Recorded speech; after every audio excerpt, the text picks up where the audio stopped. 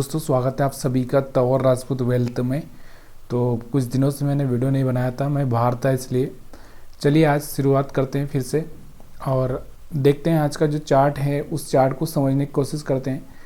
तो यहाँ पर हमने बहुत दिनों से वीडियो बनाया नहीं, इसलिए यहाँ पर थोड़ी सी प्रॉब्लम क्या होगी कि जो भी हमारा ट्रेंड लाइन था वो सब कुछ अपने को देखने को थोड़ा सा नहीं मिलेगा। तो आज हम लोग जस्ट ऐसे ही एनालिसिस करते हैं, समझने की कोशिश करते हैं कि आज क्या हुआ। तो आज है 13 फरवरी और आज का अगर हम चार्ट देखते हैं तो यहाँ से आपको देखने को मिल रहा होगा।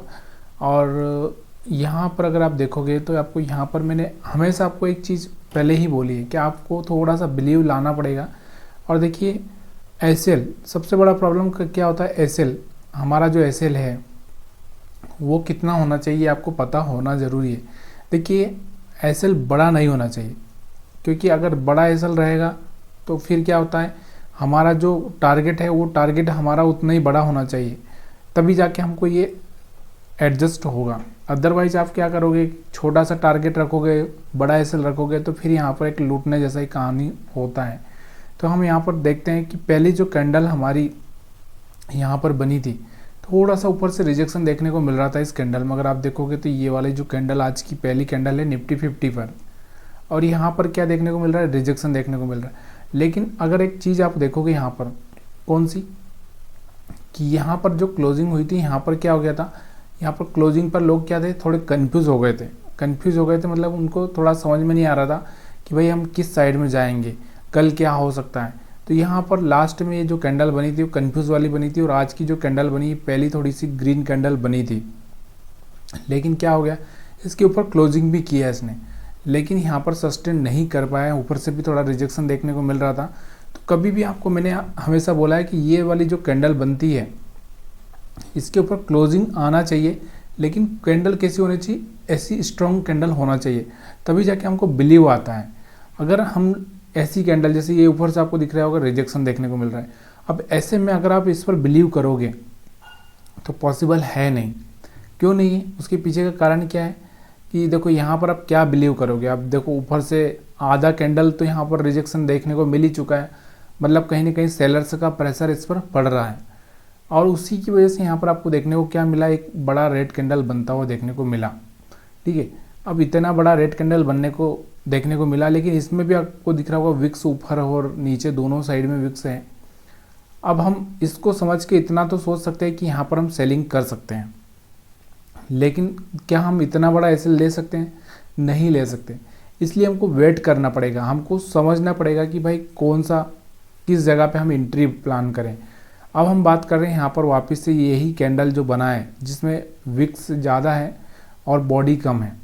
ठीक है, इस तरह का ये जो कैंडल बना है, विक्स बड़ा है ऊपर और नीचे दोनों साइड, मतलब फिर से एक बार वही स्थिति यहाँ पर हो चुकी है कि यहाँ पर लोग फिर कंफ्यूज हो गए। मतलब एक चीज़ हमेशा याद रखो, जहाँ पर लोग कंफ्यूज हो रहे हैं वहाँ से ही ट्रेंड चेंज हो जाता है। तो ये आपको याद रखना है कि यहाँ पर कंफ्यूज हो रहे थे, लेकिन यहाँ पर लास्ट डे का क्लोजिंग था, इसलिए यहाँ पर उसके बाद यहाँ पर आपको देखने को मिल रहा होगा फिर से यहाँ पर लोग कंफ्यूज होते हुए आपको देखने को मिल रहे हैं। और इसके बाद अगर हम बात करें तो बहुत ही बड़ा शानदार कैंडल बना है, लेकिन आप देखोगे यहाँ पर इतना बड़ा कैंडल, अगर मैं यहाँ पर एसएल प्लान करूँ तो पॉसिबल है क्या, इतना बड़ा एसएल पॉसिबल नहीं है।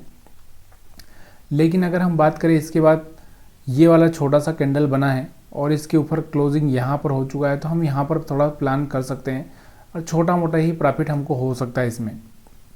अगर हम लोग यहाँ पर भी प्लान करें तो यहाँ पर आपको थोड़ा सा एसएल बड़ा हो सकता है, क्योंकि इसका हाई ब्रेक होगा, उसके बाद ये वाला जो कैंडल बनेगा, तब जाके यहाँ पर थोड़ा सा कन्फ्यूज़न वाली स्थिति पैदा होती है।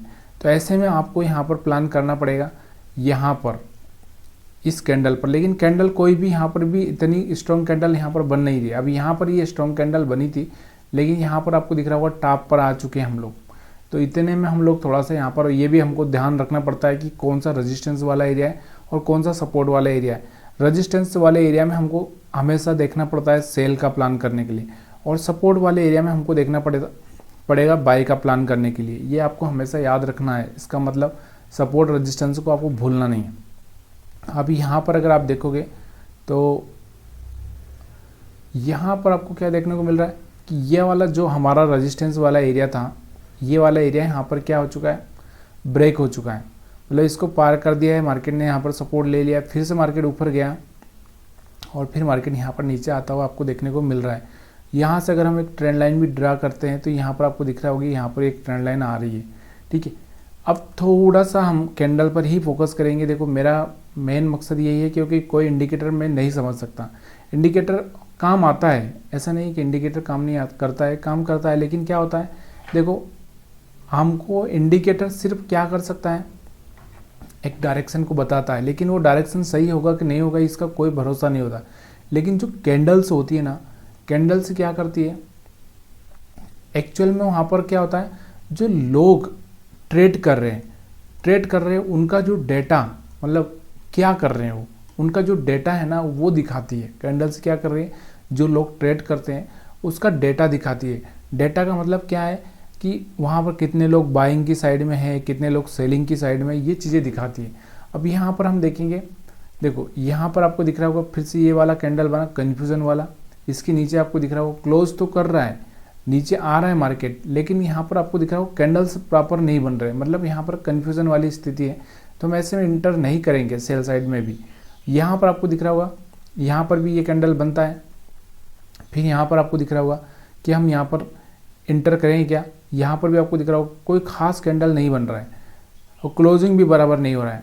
यहाँ पर आपको दिख रहा होगा कि एक ये कैंडल बना है, इसके ऊपर थोड़ा सा अच्छा सा बाइंग कैंडल देखने को मिल रहा है, तो यहाँ पर थोड़ा बहुत एंट्री अगर चाहे तो कर सकते, नहीं तो रुकना ही ज़रूरी है हमारे लिए, क्योंकि यहाँ पर कोई ऐसी कैंडल नहीं बन रही जिसको देखकर मेरे को मन में ये लगे कि हाँ यहाँ पर ये कैंडल थी।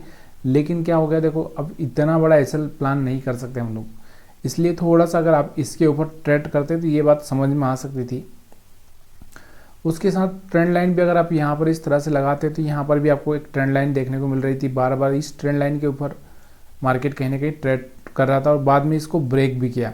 अब हम चलते हैं थोड़ा सा और यहाँ पर देखते हैं कि ये वाला आज का जो चार्ट है, अब यहाँ पर आपको दिख रहा होगा 1 2 3 4 और 5 कैंडल ऐसे बन चुके हैं कि कन्फ्यूज़न वाले दिख रहा होगा आपको, मतलब पाँचों ही कैंडल में कोई भी इंटरेस्टेड नहीं है, मतलब समझ रहे हो, इंटरेस्टेड मतलब समझ रहे हो, ना तो बायर इंटरेस्टेड है ना सेलर इंटरेस्टेड है, क्योंकि मार्केट में लोगों को समझ में नहीं आ रहा कि क्या हम करेंगे। तो यहाँ पर एक तरह से ये दिख रहा होगा आपको कितना 5 कैंडल्स। अब उसके बाद में आपको दिख रहा होगा यहाँ पर भी सेलिंग आया, लेकिन स्ट्रॉन्ग सेलिंग नहीं दिख रहा है, बराबर सेलिंग नहीं दिख रहा है। सेलिंग का मतलब क्या होता है, देखो एक तो इस तरह की जो कैंडल है पूरी इस तरह से बने, ऊपर थोड़ी विक्स रहेगी तो चल जाएगी, लेकिन नीचे की साइड में विक्स नहीं रहना चाहिए। इस तरह से विक्स रहा तो थोड़ा सा कन्फ्यूज़न पैदा होता है।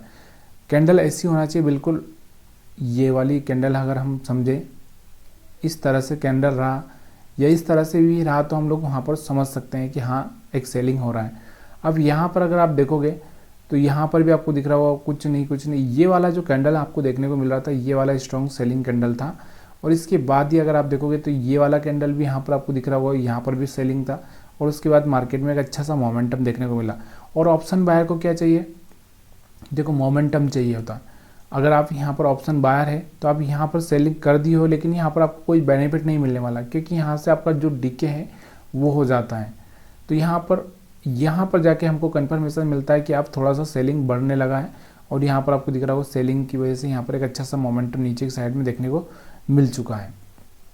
तो हमको वेट करना होता है हमारी बारी आने का और हमको ये समझना होता है कि कहाँ हम सही ट्रेड कर पाएंगे। तो चीज़ें समझ में आ रही होगी तो प्लीज़ यार वीडियो को थोड़ा सा लाइक कर दीजिए। ये तो हमारा निफ्टी 50 का चार्ट था। यहाँ पर देखो मैं आपको यहाँ से ही बोल रहा हूँ कि यहाँ से मैंने क्या बोला कि कैंडल यहाँ पर बाइंग का था, लेकिन आप बताओ कि यहाँ से यहाँ पर मेरे को बाइंग करना मेरे लिए बहुत मुश्किल का, मतलब एक तरह से इतना मोमेंटम होने के बाद मैं अगर यहाँ पर बाइंग करूँगा तो मेरे लिए रिस्क हो सकता है। हाँ छोटा मोटा में एक ऐसे छोटा मोटा दिख रहा होगा तो मैं वहाँ पर ट्रेड प्लान करूँ तो चलेगा। अब यहाँ पर भी मैंने आपको बताया कि ट्रेंड लाइन भी अगर आप चाहें तो यहाँ से डाल सकते हैं, आप चाहें तो यहाँ से भी एक ट्रेंड लाइन बना के रख सकते हैं। देखो मैं यहाँ से भी चाह रहा था कि ट्रेंड लाइन, क्योंकि अभी मैं तो कुछ दिनों से एनालिसिस नहीं कर पा रहा था। यहाँ पर अगर आप देखेंगे तो एक मिनट, यहाँ से भी आप इस तरह से ट्रेंड लाइन डाल के रख सकते हो। ये यहाँ पर ट्रेंड लाइन भी दिख रही है, यहाँ पे स्ट्रॉन्ग सेलिंग कैंडल भी दिख रहा है। तो यहाँ पर हम प्लान कर सकते थे, ठीक है। और चैनल फॉर्मेट भी आपको मैंने बताया कि आप चैनल फॉर्मेट भी यहाँ पर बना के रख सकते थे चाहते तो, ठीक है। ये तो चीज़ें आपको समझ में आ ही जाएगी, अभी हम एनालिसिस करेंगे कल के लिए तब जाके। चलिए अब हम बैंक निफ्टी का चार्ट देख लेते हैं। बैंक निफ्टी का चार्ट अगर आपको दिख रहा होगा तो यहाँ पर आपको क्या समझ में आ रहा है, देखो यहाँ पर भी आप देखोगे तो लास्ट जब क्लोजिंग किया था तो यहाँ पर आपको दिख रहा होगा कि अगर हम लास्ट क्लोजिंग की बात करें तो यहाँ पर भी ऐसा कैंडल बना था, और जो कि एक कन्फ्यूज़ करने वाला कैंडल था। उसके बाद यहाँ पर आपको दिख रहा होगा बहुत बड़ा ग्रीन कैंडल बना, लेकिन ऊपर से रिजेक्शन देखने को मिल रहा था, ठीक है। तो हम इतने बड़े रिस्क नहीं ले सकते, इतना बड़ा कैंडल अगर है तो रिस्क नहीं ले सकते, ये तो आपको भी अच्छे से पता है। तो इसलिए मैं क्या बोलता हूँ कि थोड़ा सा आपको वेट करना है एसएम में, या फिर आप क्या कर सकते हो, यहाँ पर आप क्या करोगे 3 मिनट की चार्ट पे या 1 मिनट की चार्ट पर भी आप जा सकते हो। अगर आप थोड़ा सा रिस्क प्लान करते हो तो यहाँ पर अगर हम सुबह आएंगे तो 3 मिनट के चार्ट पर देखेंगे तो यहाँ पर आपको देखने को क्या मिल रहा है, ये वाला कैंडल। तो यहाँ पर थोड़ा सा सेलिंग का प्लान हो सकता था, और फिर यहाँ पर ये कैंडल दिखा, और फिर यहाँ पर ये जो बाइंग कैंडल देखने को मिल रहा है ना, इसकी वजह से यहाँ से एक बाइंग बनती थी और यहाँ पर आपको एक अच्छा सा मोमेंटम देखने को मिला भी था। लेकिन आपको क्या करना पड़ेगा, देखो जब आप बड़े 5 मिनट के टाइम फ्रेम में आप एसएल प्लान नहीं कर सकते हो तो आपको क्या करना पड़ेगा, छोटे टाइम फ्रेम में जाना पड़ेगा, वहाँ पर आपको एसएल प्लान करके ट्रेड करना पड़ेगा, ठीक है। ये तो मैंने यहाँ पर बता दिया आपको। चलिए हम 5 मिनट के चार्ट पर आते हैं। 5 मिनट के चार्ट पर हम क्या बात कर रहे हैं, देखो यहाँ पर मैं वही बोल रहा हूँ कि यहाँ पर आपको दिख रहा होगा थोड़ा बाइंग कैंडल है, और ये वाला जो कैंडल है इसके बाद बाइंग कैंडल है, लेकिन यहाँ पर कुछ खास आपको दिख रहा होगा इतना, फिर भी यहाँ पर बड़ा कैंडल देखने को मिल रहा है। तो यहाँ पर एसएल हमारे लिए थोड़ा सा खतरा हो सकता है। अगर हम यहाँ पर ट्रेड भी प्लान करें तो यहाँ पर हमारा 1:1 का भी रिस्क रिवार्ड नहीं मिलने को हो रहा है। तो ऐसे में आपको थोड़ा सा वेट करना ही पड़ेगा कि जब आपको मौका मिलेगा तब आप वहाँ पर प्लान करें। तो यहाँ पर आपको दिख रहा होगा ये वाला फिर से बाइंग कैंडल एक अच्छा सा कैंडल है, लेकिन फिर भी यहाँ पर एक टॉप पर हम देख रहे हैं। तो यहाँ पर समझना बहुत ज़रूरी है, क्योंकि मैंने आपको क्या बोला कि रेजिस्टेंस वाला हमारा मार्केट का ट्रेंड कैसा है, आपको भी पता है कि ट्रेंड कैसा चल रहा है। और यहाँ से आपको दिख रहा होगा कि लाख ये ब्रेकआउट हो गया हो या कुछ भी हो गया हो, लेकिन हमारा कौन सा एरिया, रेजिस्टेंस वाला एरिया है। और रेजिस्टेंस वाले एरिया में गलती से भी फंसना मत। देखो आप, मैं बता रहा हूँ कि 10 बार आप ट्रेड करोगे उसमें से 2 बार आप सही हो सकते हो, लेकिन 8 बार आप गलत हो जाओगे, क्योंकि रेजिस्टेंस वाला एरिया ही ऐसा होता है, ठीक है। तो रेजिस्टेंस वाले एरिया में कभी भी आपको फंसना नहीं है, सोचकर थोड़ा सा बाइंग साइड में तो नहीं फंसना है। हाँ, एक छोटा मोटा ट्रेड, अगर आप छोटा मोटा एसएल देखने को मिल रहा है तो आप प्लान कर सकते हो। अब हम बात करते हैं कैंडल से कि देखो यहाँ पर भी कैंडल से बना, यहाँ पर भी क्लोजिंग अगर हम देखें तो क्लोजिंग भी यहाँ पर सही से नहीं हो रही है। कैंडल यहाँ पर बाइंग का दिख रहा है, लेकिन मेरे को बाइंग में नहीं जाना है क्योंकि रेजिस्टेंस वाला एरिया है।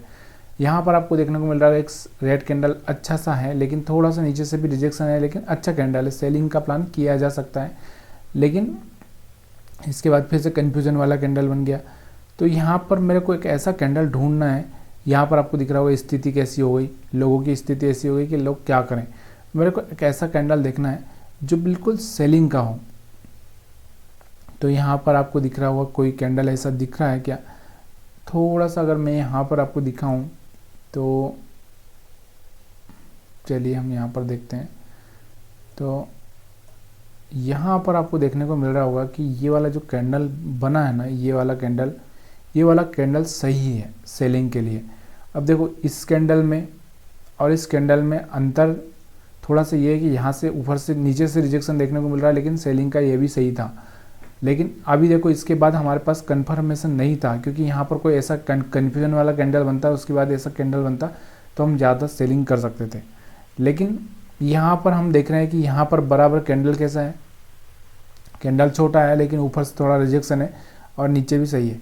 इसके बाद यहाँ पर आपको दिख रहा होगा ये वाला, इसके बाद भी यहाँ पर रेड कैंडल है। तो यहाँ से प्लान किया जा सकता था, और यहाँ पर थोड़ा सा मार्केट साइडवेज हुआ, उसके बाद आप देखो क्या गिरावट यहाँ पर देखने को मिल रही है। ये तो ये देखो यही चार्ट होता है, इसी को चार्ट को समझना होता है, क्योंकि कैंडल्स से हमको समझना होता है कि मार्केट में कौन लोग स्ट्रॉन्ग है, कौन सही है, कौन गलत है। यहाँ पर भी आप देखोगे ये वाला कैंडल भी आप देखते तो इस कैंडल पर आप सेलिंग प्लान कर सकते थे। वेट करना होता है। देखिए आप हमेशा याद रखो कि जब भी लोहे को सीधा करना होता है या लोहे से कुछ बनाना होता है तो उसको गर्म करना पड़ता है। और आप क्या होता है कि हाँ, अगर आप ऐसे ही लोहे पर पत्थर मारोगे या कुछ भी मारो, हथौड़ा मारोगे, तो लोहा कभी भी सीधा नहीं होगा, लेकिन अगर आप गर्म करोगे तो सीधा हो जाता है। तो वैसे ही हमको यहाँ पर क्या करना है, सही जगह पर हमको एंट्री लेना है, तभी जाके हम प्लान कर सकते हैं। बाकी तो और भी बहुत सारे इंडिकेटर थे, जैसे अब मैं यहाँ पर आपको बताऊँ कि यहाँ से एक ट्रेंड लाइन भी अगर हम डालते हैं तो यहाँ से एक ट्रेंड लाइन ब्रेक हो रहा है, ठीक है। तो यहाँ पर भी आप देखते तो ये एक यहाँ पर इस तरह से यहाँ से एक ब्रेक हो रहा है, तो यहाँ पर आपको देखने को मिलता है कि यहाँ पर ब्रेक हो रहा है, तो यहाँ पर आप प्लान कर सकते थे। उसके बाद यहाँ पर कोई इंडिकेटर लगाया होता तो वो भी आपको थोड़ा बहुत बता ही देता। यहाँ से अगर आप देखोगे तो यहाँ से ब्रेकआउट भी बनता हुआ देखने को मिल रहा है। लेकिन मैंने आपको क्या बोला कि देखो ओवरऑल हमारा मार्केट क्या है, सेलिंग में, और ये वाला एरिया हमारे लिए रेजिस्टेंस का काम करेगा। ये वाला अगर आप देखोगे तो ये वाला, तो यहाँ से मार्केट को नीचे आने के चांसेस ज़्यादा बनते हैं, तो ये आपको हमेशा याद रखना है, ठीक है। तो चीज़ें समझ में आ गई हो तो प्लीज़ यार वीडियो को लाइक कर दीजिए। यहाँ पर आप देख सकते हो, यहाँ पर भी डबल टॉप भी अगर हम देखें तो यहाँ से आपको दिख रहा होगा एक डबल टॉप यहाँ पर बनता हुआ देखने को मिल रहा था, जो एम पैटर्न है, ठीक है। तो यहाँ पर इतनी सारी बातें मैंने बताई है, फिर भी आपको समझ में नहीं आया तो आप कमेंट कर सकते हैं।